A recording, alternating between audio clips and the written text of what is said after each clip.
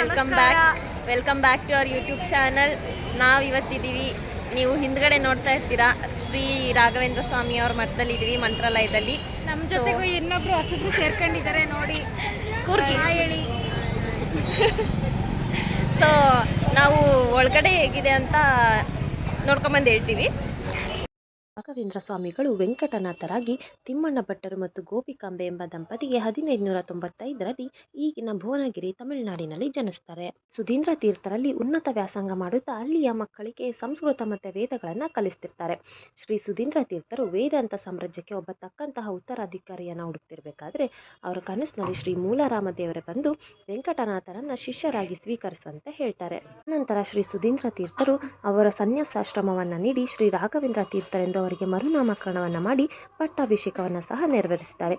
ಈಗ ಇವರ ಮೂಲ ಬೃಂದಾವನವು ಈಗಿನ ಆಂಧ್ರ ಪ್ರದೇಶದ ತುಂಗಭದ್ರಾ ನದಿ ತಟದಲ್ಲಿರ್ತಕ್ಕಂತಹ ಮಂತ್ರಾಲಯದಲ್ಲಿದೆ. ದರ್ಶನ ಮುಗಿದ ತಕ್ಷಣ ನಾವು ಪಂಚ ದೇವಸ್ಥಾನಗಳನ್ನು ನೋಡಲಿಕ್ಕೆ ಹೊರಟಿದ್ದೀವಿ. ಅದರಲ್ಲಿ ನಾವು ಮೊದಲನೇದಾಗಿ ನೋಡಿದ್ದು ಅಭಯಾಂಜನೇಯ ದೇವಸ್ಥಾನ. ಬಂದಿದ್ದು ಪಂಚಮುಖಿ ಆಂಜನೇಯ ದೇವಸ್ಥಾನಕ್ಕೆ 16ನೇ ಶತಮಾನದಲ್ಲಿ ರಾಯರ ತಪಸ್ಸಿಗೆ ಆಂಜನೇಯ ಸ್ವಾಮಿ ಮೆಚ್ಚಿ ಅವ್ರಿಗೆ ಇಲ್ಲಿನೇ ಪಂಚಮುಖಿ ಆಂಜನೇಯ ರೂಪದಲ್ಲಿ ಅವ್ರಿಗೆ ದರ್ಶನ ಕೊಟ್ಟಿದ್ದು ಅಂತ ಕೂಡ ಹೇಳ್ತಾರೆ. ಅಲ್ಲೂ ಮಂತ್ರಾಲಯದಿಂದ 20 ಕಿಲೋಮೀಟರ್ ದೂರದಲ್ಲಿದೆ. ರಾಯರು ಪಂಚಮುಖಿ ಆಂಜನೇಯನಿಗೋಸ್ಕರ ಇಲ್ಲಿ 12 ವರ್ಷ ತಪಸ್ಸು ಮಾಡ್ತಾರೆ.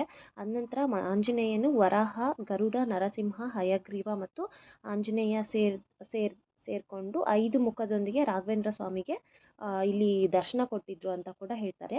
ಅದಾದ ನಂತರನೇ ರಾಯರು ಜೀವ ಸಮಾಧಿಯನ್ನು ತೆಗೆದುಕೊಂಡ್ರು ಅಂತ ಹೇಳ್ತಾರೆ. ದಲ್ಲಿ ನ್ಯಾಚುರಲಿ ಫಾರ್ಮ್ ಆಗಿರ್ತಕ್ಕಂತಹ ಹಾಸಿಗೆ ಮತ್ತು ತಲೆದಿಂಬನ್ನು ನೋಡ್ಬೋದು ನಾವು. ಇದನ್ನು ತ್ರೇತಾಯುಗದಲ್ಲಿ ಆಂಜನೇಯ ಸ್ವಾಮಿ ರಾವಣನಿಗೋಸ್ಕರ ಲಂಕಾಗೆ ಹೋಗಬೇಕಾದ್ರೆ ಈ ರೂಟಲ್ಲೇ ಬಂದಿದ್ರು ಮತ್ತು ಇದೇ ಪ್ಲೇಸಲ್ಲಿ ಅವ್ರು ವಿಶ್ರಾಂತಿ ತೊಗೊಂಡಿದ್ರು ಅಂತ ಹೇಳ್ತಾರೆ. ಆ ಟೈಮಲ್ಲಿ ಯೂಸ್ ಮಾಡಿರ್ತಕ್ಕಂಥ ಹಾಸಿಗೆ ಮತ್ತು ದಿಂಬು ಇದು ಅಂತ ಜನರು ನಂಬಿದ್ದಾರೆ.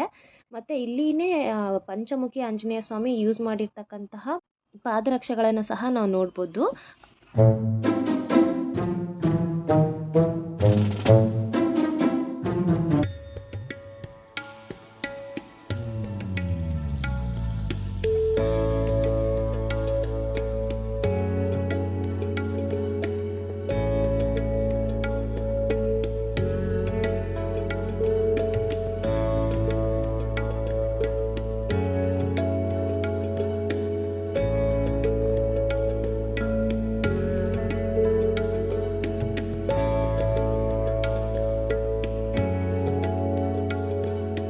ನಂತರ ನಾವು ಬಂದಿದ್ದು ಭಿಕ್ಷಾಲಯಕ್ಕೆ. ಭಿಕ್ಷಾಲಯ ಅಂದರೆ ರಾಯರ ಪರಮ ಭಕ್ತರಾದಂತಹ ಮತ್ತು ಶಿಷ್ಯರಾದಂತಹ ಅಪ್ಪಣ್ಣಾಚಾರ್ಯವರು ಇರ್ತಕ್ಕಂತಹ ಸ್ಥಳ.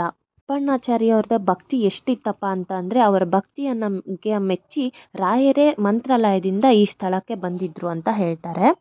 ಮತ್ತು ಇಲ್ಲಿರ್ತಕ್ಕಂತಹ ಇದೇ ಜಪದ ಕಟ್ಟೆಯಲ್ಲಿ ಕುಳಿತು ರಾಯರು ಮತ್ತು ಅಪ್ಪಣ್ಣಾಚಾರ್ಯವರು ಅನೇಕ ಪುರಾಣಗಳ ಬಗ್ಗೆ, ಶಾಸ್ತ್ರಗಳ ಬಗ್ಗೆ ಇಬ್ಬರು ಚರ್ಚಿಸ್ತಾ ಇದ್ರು ಅಂತ ಹೇಳ್ತಾರೆ. ಹಾಗೆ ಇಲ್ಲಿ ರಾಯರು 12 ವರ್ಷಗಳ ಕಾಲ ಇದ್ದರು ಇದೇ ಸ್ಥಳದಲ್ಲಿ. ಸೊ ಇಲ್ಲಿ ರಾಯರು ಯೂಸ್ ಮಾಡಿರ್ತಕ್ಕಂತಹ ಕಲ್ಲನ್ನು ಸಹ ನಾವು ಇಲ್ಲಿ ನೋಡಬಹುದು. ರಾಯರು ತಮ್ಮ ಜೀವಿತಾವಧಿಯಲ್ಲಿ ವಿದ್ಯಾರ್ಥಿಗಳಿಗೆ ಕಲಿಸ್ತಿರ್ತಕ್ಕಂತಹ ಈ ಸ್ಥಳನೇ ಅಪ್ಪಣ್ಣಾಚಾರ್ಯರು ಏಕಶಿಲಾ ಬೃಂದಾವನವನ್ನಾಗಿ ಮಾಡಿದ್ದಾರೆ. ಮಂತ್ರಾಲಯವನ್ನು ಹೊರತುಪಡಿಸಿದರೆ ಮೊದಲ ಬೃಂದಾವನ ಇಲ್ಲಿನೇ ಆಗಿದೆ. ಆದರೆ ಮೂಲ ಬೃಂದಾವನ ಮಾತ್ರ ಮಂತ್ರಾಲಯ ಆಗಿರುತ್ತೆ. ನಾವು ಬಂದಿದ್ದು ಅಪ್ಪಣ್ಣಾಚಾರ್ಯವರ ಮನೆಗೆ. ಪೂಜ್ಯಾಯ ರಾಘವೇಂದ್ರಾಯ ಸತ್ಯಧರ್ಮರತಾಯ ಚ ಭಜತಾಂ ಕಲ್ಪವೃಕ್ಷಾಯ ನಮತಾಂ ಕಾಮಧೇನವೇ. ಈ ಸಾಲುಗಳನ್ನು ಬರೆದದ್ದು ಕೂಡ ಅಪ್ಪಣ್ಣಾಚಾರ್ಯವರೇ. ಹೀಗೆ ಪಂಚ ದೇವಸ್ಥಾನಗಳನ್ನು ನೋಡಿಕೊಂಡು ನಾವು ಅಲ್ಲಿಂದ ಮತ್ತೆ ಮಂತ್ರಾಲಯಕ್ಕೆ ರಿಟರ್ನ್ ಬಂದು ಪ್ರತಿದಿನ ಸಂಜೆ 7 ಗಂಟೆಗೆ ನಡೆಯೋ ಬೆಳ್ಳಿ ರಥೋತ್ಸವ ಮತ್ತು ಸುವರ್ಣ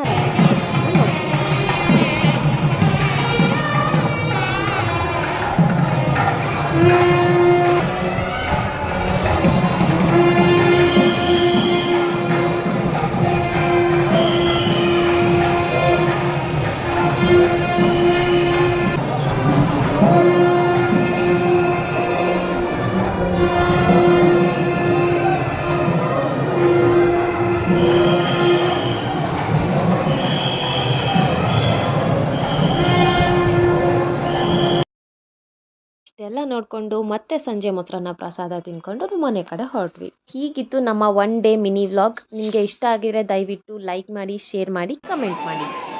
so until next time, Tata, bye bye.